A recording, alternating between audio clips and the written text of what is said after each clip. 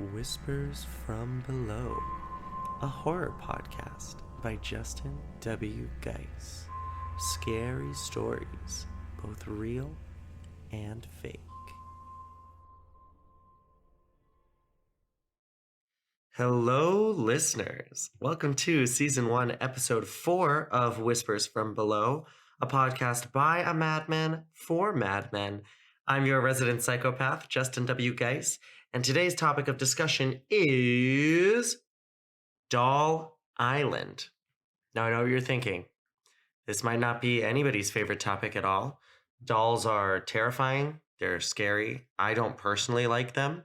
They freak me out. If I see a horror movie with a doll in it, I am so much more unlikely to go see that film. My brother Jake is the same way. We both absolutely hate dolls. Like, they are so scary and terrifying. And before I get started, I just want to say this is an episode that I think would be suitable for some younger audience members to listen to. I do think that there are a couple things about it that are really scary. So listening to it is one thing, Googling pictures of said island or looking up photos and stuff like that, that is an entirely different story. It is much scarier when you see it versus just hearing about it, although it is pretty scary just to hear about. So if you're an older audience member, I would say please go check it out. Look up pictures, either before, after, during the podcast. Take a look at it. It's pretty cool and also really horrifying. And if you're a younger member, please be advised this could be very scary. I just want to make sure that everybody is aware. I'm going to try to do something like this at the start of every episode so that everybody can get a feel of what sort of vibe the episode's going to have. So tell me if you like that. If you think it's unnecessary, I don't have to do it anymore. But I know I just like to let people be aware of what the content is of the current episode. So let's jump right into it. This is an island that is located in the channels of, I'm so sorry, I am not going to be the best at pronouncing these things, Xochimilco, which is south of Mexico City. It is called the Isla del Muñecas, which is the Island of the Dolls. I'm so sorry, I butchered that.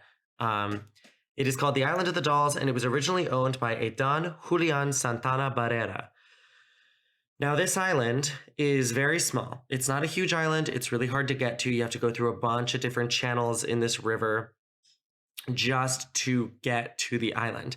And the island is full of these hanging, deteriorated dolls. They're hanging from trees. They're hanging from buildings. They're hanging from literally anything he could put them on. And the dolls are all in varying states of decay. So, like, some of the dolls have all their limbs and eyes and hair, and it's stunning. Some of them are missing half their face. Some of them are just a head. Some of them have no head. They're all covered in bugs and cobwebs. They've been there for so long. He was collecting these dolls for like 50 years on the island. So this all started in the 1950s. Barrera started to hang the dolls on the trees and stuff on the island to protect him from evil spirits, supposedly. He used to be like a super social guy. He used to be really into going to the bar and hanging with his friends and having a drink and telling stories and letting people come to the island. He was like a vegetable farmer, so he would sell people vegetables and then go have a drink with his friends and blah, blah, blah, blah, blah. Stuff like that. And he was a really sociable guy. He did a really great job with that. But then, like, there was this big switch. And he just started to talk about the Bible. And he started to preach to people and talk to them about all of his superstitions about life after death and all this stuff. So he eventually kind of got banned from all the bars. They were like, we can't really have you coming in here and just preaching things that we don't all necessarily believe in. Like, that's not appropriate. We don't really want that here. You got to tone it down. So this all happened pretty early on after he like took over the island from what I understand. This was all in the 1950s as well. So keep in mind, he died in 2001, and this all started in the 50s. So he literally was collecting these dolls for 50 years of his life. The legend has it, supposedly, that he one day found a young woman that had drowned near the island, and she was entangled in some water lilies that were in the canal because the canal was full of these beautiful water lilies. Along with the body that he found, he also found a doll that was floating. To pay respect and his remorse for the body of this woman that he found, he put the doll up in a tree, like literally as like when you're passing on the street, you're driving by a highway and you see like the bikes with all the flowers and stuff around it for those people that like got hit by cars and died. It's like a similar thing. So he wanted to put the doll up as like in memoriam of this woman that died far too soon. We want to make sure that everybody's aware of her, everybody knows what happened. It's only fair, you know? But then he started to experience these really supernatural, terrifying situations, and it was just him on the island.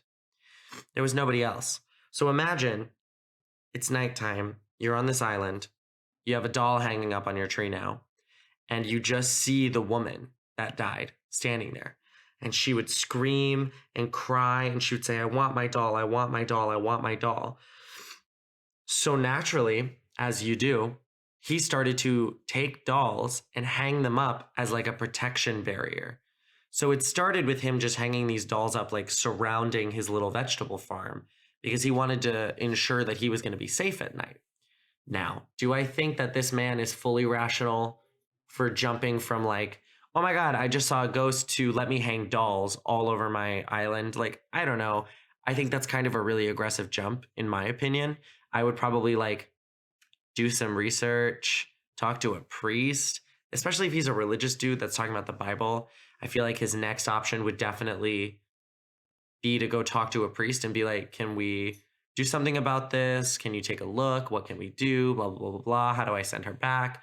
You know, I know it's the 50s and like can't Google things. Can't just be like, hey, I don't understand how blank thing works. Let me pull it up on Google and figure it out. But I do think that a little bit of research probably would have benefited this man. At least I personally think that research would have benefited this man, and he might not have created this island, which is good and bad. I mean, it's a really cool place. Again, please look up pictures of it because it literally. I was doing research about this last night, and I was terrified. Literally, just sitting in the dark, like curled up in a corner, thinking about dolls, is just not my ideal night at all. So moving on, he started to hang up all these dolls, and he unfortunately was still tormented by this spirit. She would not leave him alone, and it drove him insane. Like he became fully mad, fully crazy, that old man that lives alone on an island and collects dolls. Exactly what you think. If you look up pictures of him, you're like, oh yeah, that's what I thought you'd look like. Like he looks exactly like it sounds. He said he would hear voices and footsteps. He would see the girl and other apparitions despite being miles from the nearest community, the nearest town. And what's interesting about that is that the only way to get to this island is by taking a boat.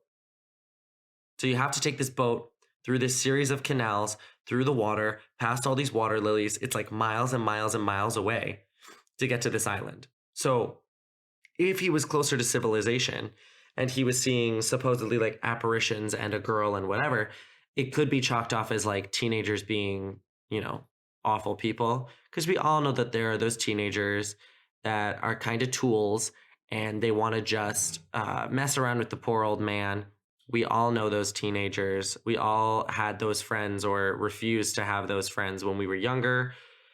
So it could have just been chalked up to that. But because he was so far away from civilization, I doubt that any teenagers would be like, hey, here's a plan. Let's get on a boat. Let's take the boat to this creepy island full of dolls at night. Let's terrorize this old man. Then let's get back on the boat and head home. By that time, it'll be morning and we can all go to school. It's going to be great. Like, I really doubt that that was the train of thought for these kids, you know? I think that would be a really large jump for kids to just be like, here's this master plan to torture this old man. Like, no, I don't think kids are that terrible. I don't think they would do that, but maybe they did. Who knows? So then he spent the next 50 years hanging these dolls around his house to sort of like please the dead woman, the apparition, the spirits.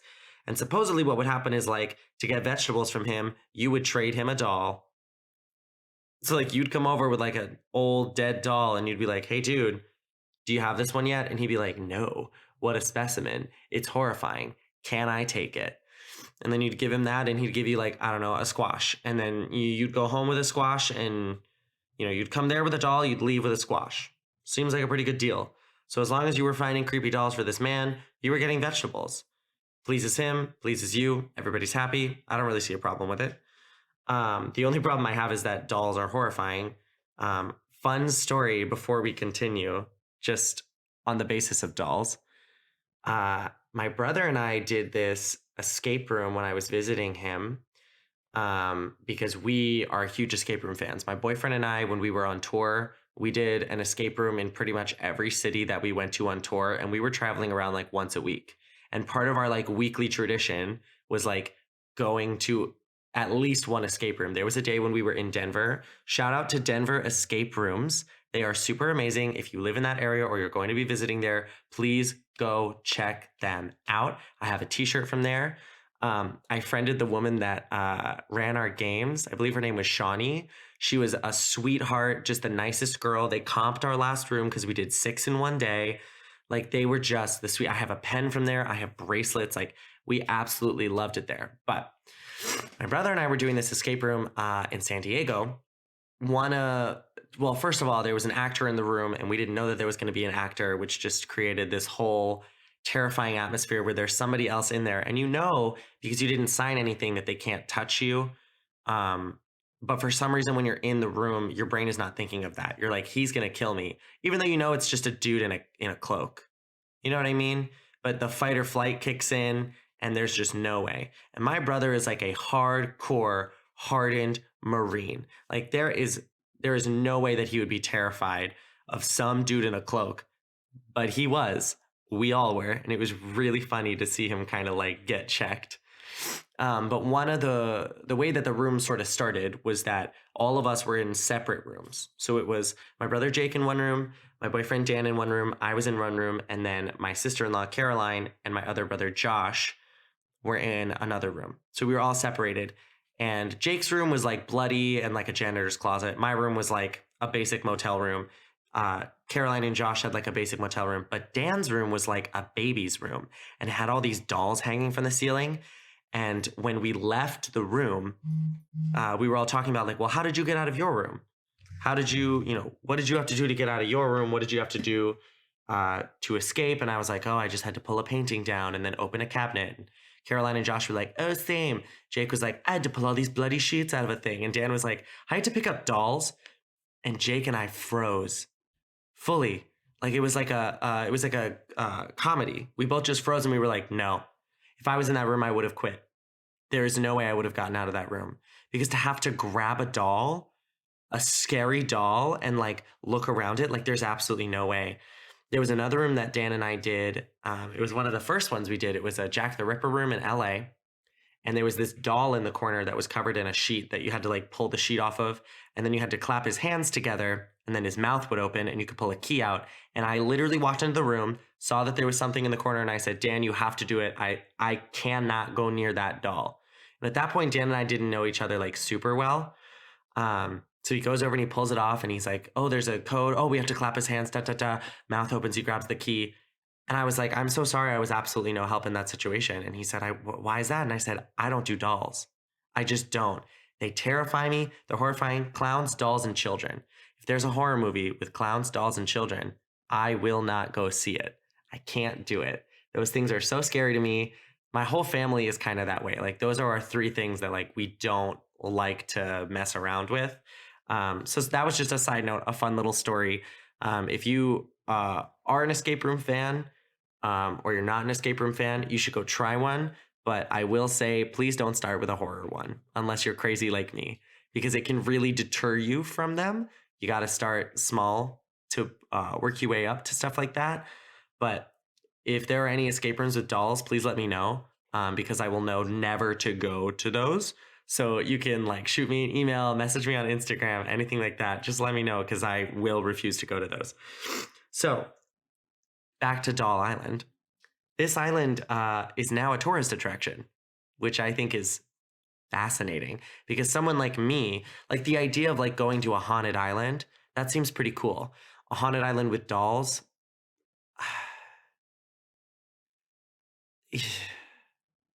I'm no longer interested. I'm no, I'm no longer a fan of visiting said island. What's interesting is that the way that you get to the island still is by boat, and there are tourist boats that will take you there. But there are also a lot of locals that say, I will not bring you there. I do not go there. I will not bring anyone there. It is, they always call it charmed. They don't call it haunted. The locals all call it a charmed island, which I also think is interesting because the word that I would use would be haunted because it has a ghost in it. But, whatever. I guess that's not really my business.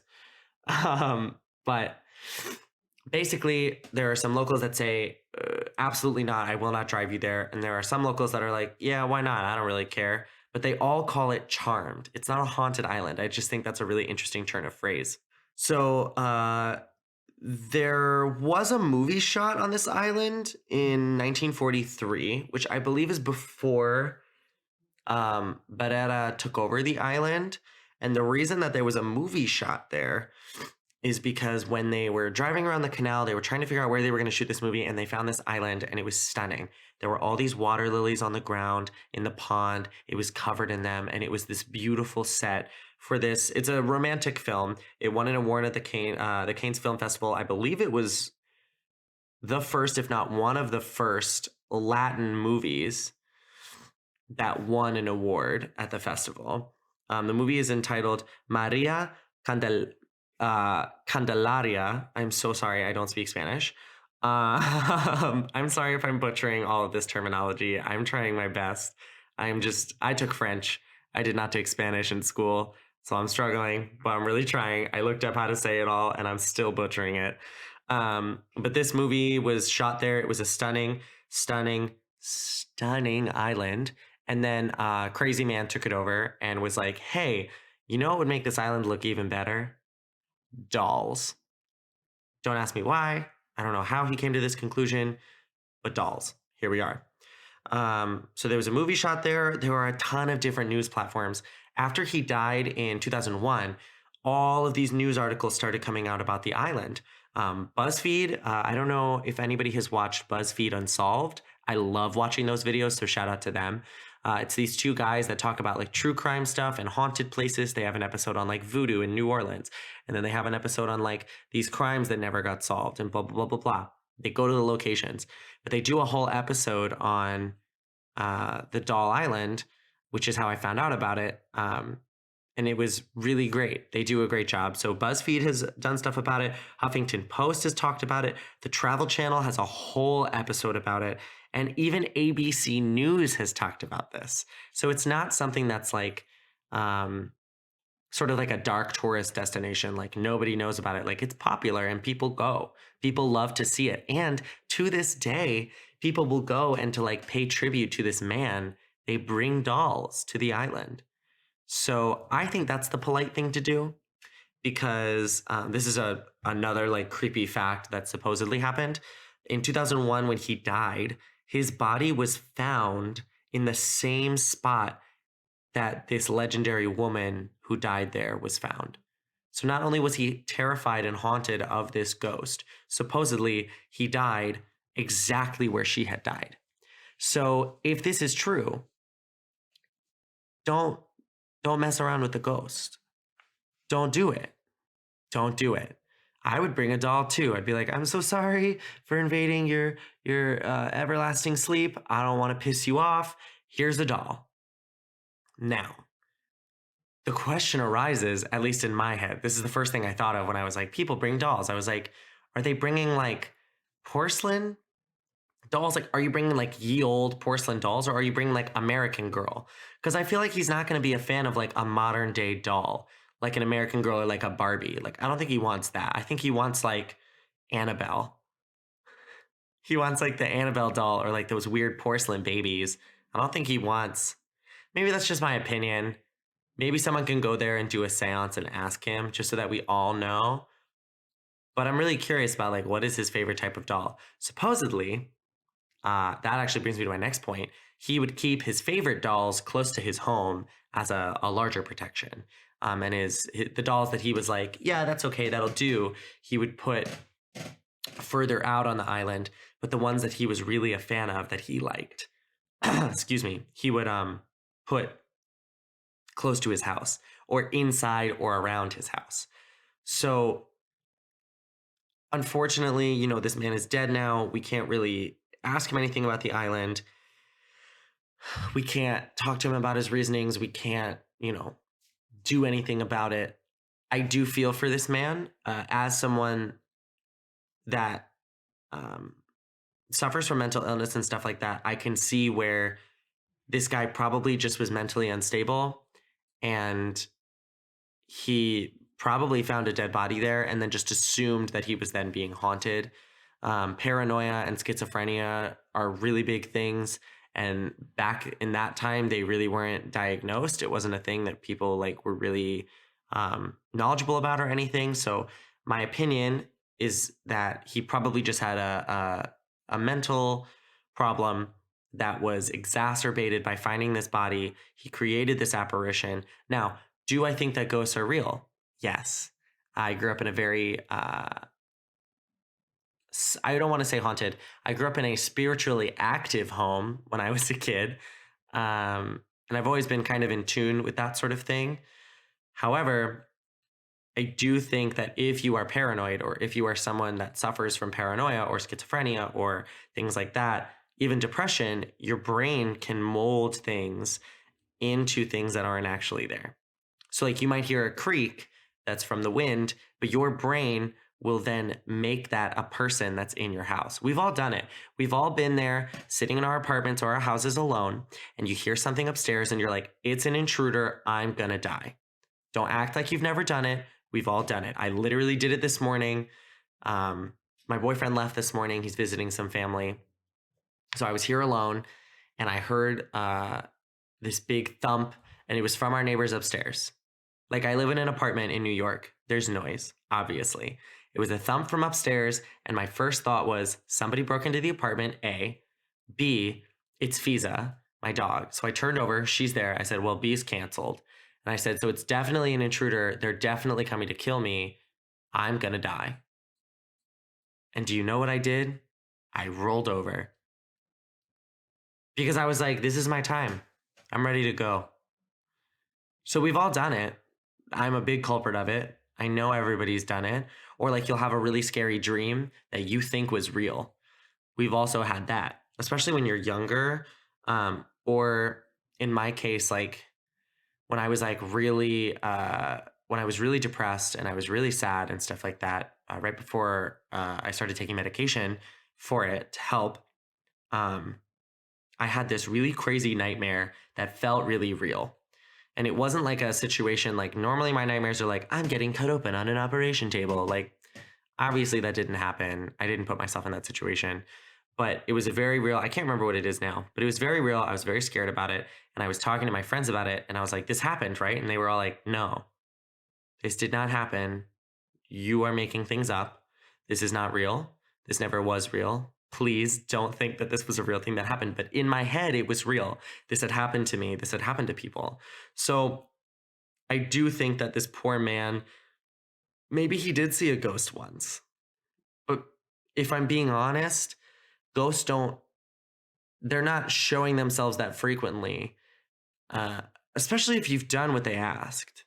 So if she was like, I want my doll, and he hung the doll up, she was probably like, cool, thanks, and then never showed up again. But his brain conjured her to show up again on repeat to sort of scare himself, to create this paranoid fantasy that he was living in regardless. But this made a reason, a palpable reason for him to be feeling this way, if that makes sense. So it kind of like morphed his brain to, I'm not crazy, this is real, versus I'm thinking of things that are made up and I need to seek help. It's a really common thing that people do to sort of avoid blaming themselves or blaming their brain for the situation. So this island now is a big tourist destination. It's basically like a floating garden now. There's like a bunch of flowers and these beautiful blossoming trees and the water lilies, and they are all adorned with the beautiful accoutrement of dolls. The dolls are covered in cobwebs. They're bug infested. They're falling apart. Some of the dolls are literally just like a severed body part. Like it's just like a doll arm or like a doll leg. And it's all over this island. There's hundreds. Some have even said there's probably thousands of dolls. I mean, it was 50 years of him collecting them on this island. It is a place that you can go to. A lot of locals don't recommend it. I say if you are going to go, please be safe with it. Don't take a Ouija board. Don't try to do a weird seance and talk to the spirits. Like, I know that a lot of people don't think that stuff is real, but regardless of whether or not that stuff is real, it brings energy out.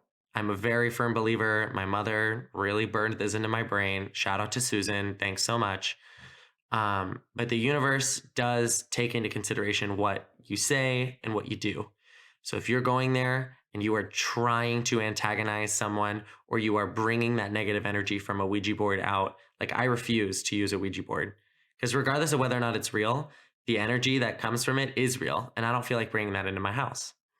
So I want everybody to be safe. If you decide to go, if you have visited there, let me know. You can let me know via Instagram. You can let me know your experience there if you're planning on going there soon. The Instagram is Whispers from Below. No spaces, no underscores, no nothing, no capitals, nothing. You can shoot me a message on there. I'm always checking the Instagram direct. So if you have any comments about today's episode, or you are planning on going there, or you have ideas for new episodes, like my dad texted me the other day and was like, hey, you should do an episode on blank. And I was like, thanks, dude. Like stuff like that. I love hearing from you guys. You can also email me if you don't have Instagram and you're uncomfortable with that. The email is the same, whispersfrombelow@gmail.com. No spaces, no underscores, no capitals, nothing like that, no numbers.